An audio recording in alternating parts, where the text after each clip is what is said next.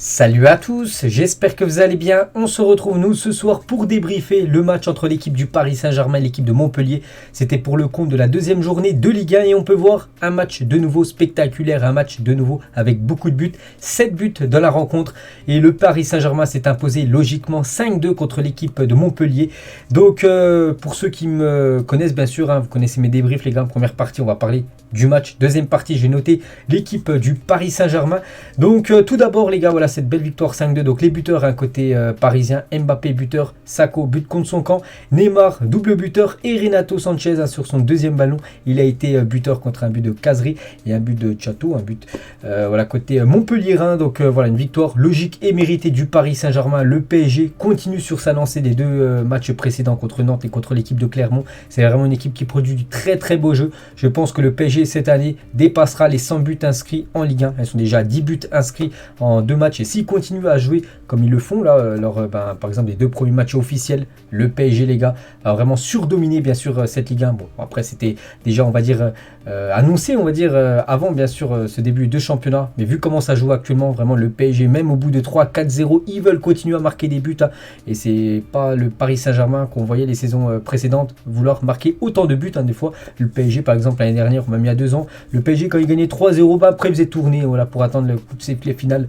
Pas les gars sous l'ère Christophe Galtier. Le Paris Saint-Germain doit jouer, ça doit être une règle bien sûr, dit par le nouveau coach parisien et ça porte ses fruits. C'est pour ça que le PSG inscrit beaucoup de buts sur ses 3 premiers matchs officiels. C'est déjà 14 buts inscrits par le PSG à son compte, bien sûr aussi la victoire contre Nantes 4-0. Donc voilà, vraiment il y a du spectacle, vraiment on prend énormément de plaisir à suivre cette équipe parisienne. Donc on va regarder les statistiques. Voilà de ce Paris Saint-Germain Montpellier, donc le PSG plus de possession de balle, 59% de possession de balle. Ce qui m'a plu aussi c'est que le PSG tire beaucoup, plus de 20 tirs, c'est vrai que la saison dernière, voilà c'est une équipe, on sait le PSG qui a beaucoup de possession de balle, mais c'est une équipe, les saisons précédentes les gars, des fois ils arrivaient à... Normalement, il devait tirer et il tirait pas. Et là, vraiment, il frappe. Et ça fait plaisir. Donc, 20 tirs. Donc, il y en a 10 qui ont été cadrés et la moitié. Donc, en gros, un ratio de 50% des frappes cadrées ont fini au fond des filets. Voilà, 5 buts. Donc, l'équipe de Montpellier, ça a été compliqué pour eux. Donc, 6 frappes, 4 buts. Voilà, eux aussi. 50% d'efficacité sur leurs 4 tirs cadrés. Mais il y en a 2 qui ont fini au fond des filets. Donc, voilà, une victoire logique et méritée, bien sûr, du Paris Saint-Germain. Il n'y a rien à dire. Un petit coup d'œil au classement de la Ligue 1. Donc, voilà, c'est en tout début.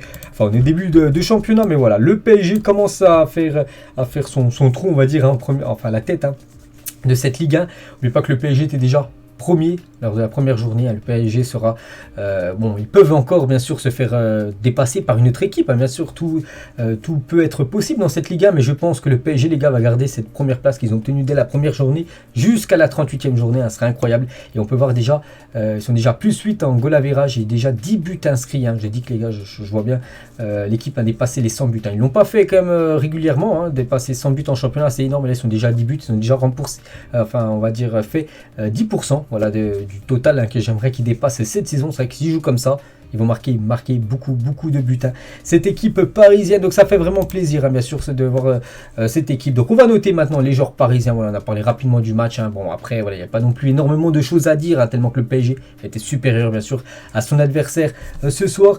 Donc voilà la compo déjà côté PSG. Donc pour moi, et voilà, pour je pense tous les supporters du PSG, pour moi ça sera certainement cette compo là, vraiment la grosse compo du PSG pour les gros matchs. Là c'est pour ça que Christophe Galtier la met, voilà, il l'a mis la première journée, il a mis la deuxième journée, vraiment pour que voilà cette équipe vraiment qu'il y ait des connexions ensemble. Et voilà, vu que la Ligue des Champions va bientôt commencer, n'oubliez pas qu'on est quand même le 13 août, les premiers matchs de Ligue des Champions, c'est dans un peu moins d'un mois, donc voilà ça arrive très prochainement la Ligue des Champions. Et pour que cette équipe soit rodée pour la Champions League, il faut vraiment que tout le monde joue ensemble. C'est pour ça qu'il va souvent aligner bien sûr ce 11 avec 3 dans l'axe, 2 pistons sur les côtés, 2 milieux on va dire défensifs, 1 10 et 2 attaquants. Voilà ce 3-5 3-5-3, non 3-5-2 plutôt, parce que si on prend Messi bien sûr en joueur milieu de terrain.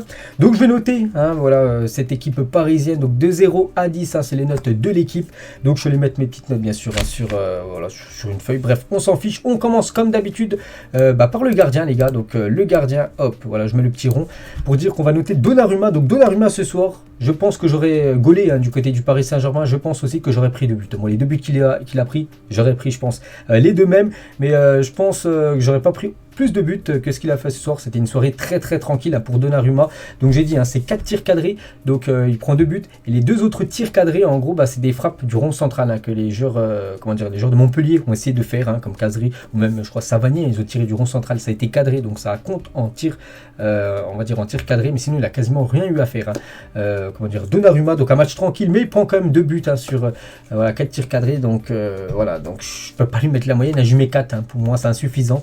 Pour le gardien italien, en espérant qu'il soit décisif, surtout lors des matchs de Ligue des Champions, parce qu'on sait qu'il a plutôt été en grande difficulté la saison dernière, souvenez-vous bien sûr, contre le Real Madrid. Donc 4, je ne mets pas la moyenne, donc il n'a pas été ouf ce soir, il a pris trop de buts par rapport au nombre d'occasions de l'équipe adverse. La défense à 3, donc Kimpembe, les gars, qui fête son anniversaire aujourd'hui. Il fête aujourd'hui ses 27 ans. Donc on lui souhaite déjà un bon anniversaire. Et je lui ai attribué la note de 6 sur 10. Voilà pour Kimpembe, satisfaisant. Je ne vais pas monter non plus à 7. L'équipe du PSG a quand même pris 2 buts. C'est que c'est une équipe la saison dernière qui a encaissé beaucoup de buts. Bon là, ils n'avaient pas encaissé de buts encore lors des 2 premiers matchs. Ils en ont encaissé 2 ce soir. Voilà, c'est une chose quand même à rectifier, qu'il va falloir rectifier. Parce qu'en face, c'est Montpellier, les gars. Mais quand ça sera, par exemple, je ne sais pas, l'équipe de Liverpool, l'équipe du Bayern ou l'équipe de Manchester City en face, lors d'un peut-être quart de finale, retour de Ligue des Champions, là il faudra vraiment être bon. Et voilà, quand il faut être bon lors de ces matchs de Ligue des Champions, ça s'entraîne et ça s'apprend dès les matchs de Ligue 1. Donc 6 pour moi Kimpembe. Donc il a quand même fait son match. Voilà, bon après ils n'ont pas eu beaucoup de choses non plus à faire. La défense parisienne, mais voilà, dans les peu d'occasions de l'équipe de Montpellier, ça finit au fond des filets. C'est que le gardien est fautif, mais aussi bien sûr la défense. Donc 6 Kimpembe. La même chose pour Marquinhos, les gars. J'attribue aussi une note de 6 et la même chose pour Sergio Ramos, les gars. On va mettre les 3 à 6. Bon, c'est quand même la moyenne. Voilà, 6, ça reste quand même une très belle note, mais je ne vais pas leur monter non plus à 7. Donc voilà, 6, les 3 qui n'ont pas grand chose à faire, mais voilà, le PSG a quand même encaissé 2 buts. Donc 6, Marquis, Kimpembe et Ramos. On passe au milieu, on va commencer déjà avec les deux pistons. On va commencer avec Nuno Mendes. Donc lui, j'augmente un point. Nuno Mendes, une note de 7. Donc beaucoup actif ce soir sur son côté gauche. Il a beaucoup apporté offensivement, quasiment un ailier. Vraiment, il a fait pas mal aussi de centre, bien sûr. Pour les joueurs parisiens, quand il piquait dans l'axe. Il a défendu, il n'a pas eu grand chose non plus à faire en défense. Comme je l'ai dit, le PSG, les gars, a quand même surdominé, on va dire, son adversaire. Donc une note de 7, un bon match bien sûr de la part du Portugais. On va parler de l'autre côté. Achraf Hakimi, la même chose. Je lui attribue aussi une note de 7. Lui aussi, en gros, ils ont fait quasiment le même match. Nuno Mendes et Hakimi, beaucoup actifs sur leur côté. Ils ont beaucoup attaqué. Donc 7 pour les deux. Donc c'est de bon augure, bien sûr, pour la suite de la saison. Très actif. Donc à voir maintenant contre des autres équipes où ils vont devoir défendre beaucoup plus. Parce que là, c'était Montpellier en face. Mais comme j'ai dit, quand ce sera une équipe bien meilleur que l'équipe de Montpellier. Donc là, ils devront aussi remplir cette tâche défensive, parce que là, ce soir, ils ont été plus dans la tâche offensive. Ces deux pistons parisiens, donc 7 pour les deux. On passe à Vitinha, les gars, le nouveau joueur de cette équipe du PSG qui a découvert le Parc des Princes et ses premières minutes dans son nouveau jardin. Donc lui, également une note de 7, les gars, pour Vitinha.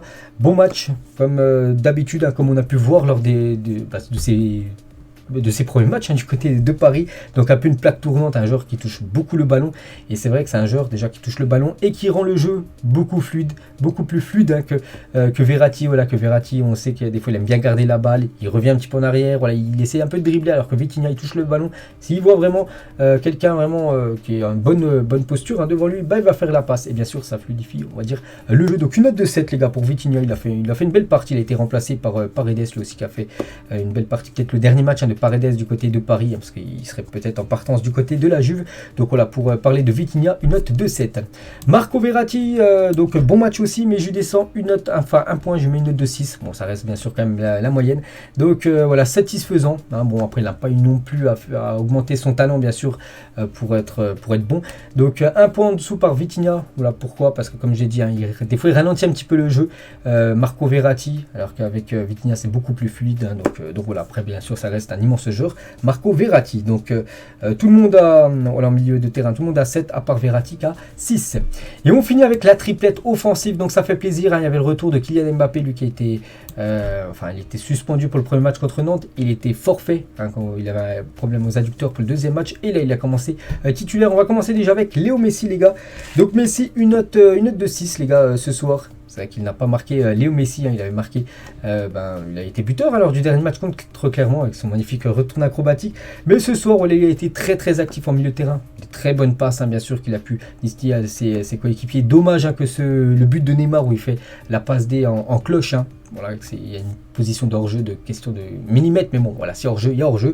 Donc voilà, il y a un match où il a été actif, il n'a pas été buteur, c'est pour ça que je ne peux pas non plus monter énormément sa note à une note de 6. Voilà, pour Léo Messi, c'est très bien, il est à la moyenne, c'est un match satisfaisant de la part de l'Argentin. Concernant tiens, Neymar, les gars, donc Neymar, homme du match côté Paris Saint-Germain. Qu'est-ce qu'il est bon depuis cette reprise? Est-ce que ça ne serait pas la saison de Neymar cette saison? Voilà, déjà il a des stats exceptionnelles. La semaine dernière, n'oubliez pas, contre Clermont, c'était un but, 3 passes D. Ce soir, il a marqué un doublé, dommage, il a failli marquer ce triplé. Voilà, ça rappelle une position de hors-jeu, bien sûr, voilà, d'un genre parisien. Donc dommage, mais bon, ça reste bien sûr un gros match de Neymar. Par exemple, le deuxième but qu'il marque, où il va aller chercher le but de la tête, ça, je pense, avant, il n'aurait jamais avoir la grinta comme ça, d'aller le mettre. Il fait des efforts défensifs, un peu comme Messi, c'est ce que j'ai oublié de le dire. Messi, voilà, il a quand même essayé de récupérer des ballons. Neymar a récupéré des ballons. Donc c'est incroyable, bien sûr, de voir Neymar comme ça. Est-ce qu'il sera constant tout au long de la saison? Ça, c'est un point d'interrogation. Mais pour le match de ce soir, bien sûr, ça mérite un 8 sur 10. Très bon Neymar, encore décisif. Donc est-ce que ce sera la saison de Neymar? On espère bien sûr retrouver le Neymar de l'époque, du côté de Barcelone. 8 pour le Brésilien. Et on finit avec Kylian Mbappé. Donc Mbappé, un match en dents de scie, on va dire. Donc il n'a pas super bien commencé avec ce penalty qu'il a tiré, qu'il n'a pas marqué. Et ça l'a mis un petit peu dans un mauvais mood, on peut dire. Donc il n'est pas trop joyeux. On peut, voilà, il gueulait un petit peu. Un coup Vitinha quand il lui a pas fait la passe. On a pu voir qu'il marchait. Après, il a un petit peu marre et tout. Donc heureusement qu'il a quand même marqué ce but. C'est quand même mérité, bien sûr, pour Kylian Mbappé aussi. Quand même impliqué sur le premier but, où le PSG galérait quand même à marquer. Parce que le PSG a marqué au bout de combien de minutes de jeu? C'est son camp à la 39e minute. Il y avait toujours 0-0 juste avant la mi-temps. Heureusement, il y a eu ce but qui a décanté le match. Donc c'est Mbappé, bien sûr, qui a centré fort. Et voilà, c'est Sakho, le défenseur de Montpellier, qui a marqué contre son camp. Mais heureusement, voilà, que c'est lui qui a fait, bien sûr, ce geste. Voilà, pour que, bien sûr, il y ait un but parisien. Et sinon, donc, ça mérite 6, Kylian Mbappé. Bon, après, c'est un match de reprise. Comme j'ai dit, il n'avait pas joué les 2 premiers matchs. Il faut qu'il prenne du temps de jeu. Donc voilà, Kylian, on sait qu'il va retrouver bien sûr le niveau qu'il avait lors de la saison dernière. Bien sûr, là, il va être énorme. Il faut lui laisser 3-4 matchs, temps de se remettre dans le train de la hype, on va dire, où vraiment il était énorme, comme la saison dernière. Ça va arriver bien sûr pour Mbappé, mais ça reste bien sûr un match convenable pour lui, un match satisfaisant, une note de 6 bien sûr, vu qu'il a été buteur, et ça fait plaisir. Donc voilà les gars, toutes les notes pour moi, bien sûr, c'est mes notes perso. Peut-être vous êtes totalement, vous avez un avis totalement différent de moi, ce qui est bien sûr possible. Donc pour moi, les tops, donc je mettrai Neymar, je mettrai les deux pistons, les gars, Nuno Mendes et Hakimi. Voilà, si je sortirais 3 tops, ces 3 là. Et en flop, je mettrai Donnarumma. Après, voilà, c'est tout, parce que les autres, après, ils ont tous fait quand même leur match, bien sûr, cette équipe parisienne. Donc voilà, les gars, le débrief PSG Montpellier. J'espère que ça vous a plu. Donc, on se retrouve la semaine prochaine. Je sais que le PSG joue contre l'équipe de Lille. Voilà, ce sera un déplacement là, vraiment un gros test pour l'équipe parisienne dimanche prochain. Et là, peut-être, bien sûr, on fera bien sûr un débrief. J'espère que ça vous a plu. N'hésitez pas à mettre en commentaire ce que vous avez pensé du match. Moi, je vous laisse et on se dit bien sûr à plus tard, comme d'habitude. Ciao à tous.